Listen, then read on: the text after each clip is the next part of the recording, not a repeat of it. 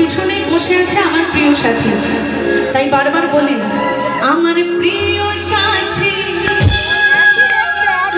দিও না। সূর্যদাকে এখানে প্রিয় কাউকে পেয়েছো? মনের মতো কাউকে পেয়েছো? আমাদের এই দিও না ভাঙি, যেও না ভিজে, তুমি ছাড়া তোমরা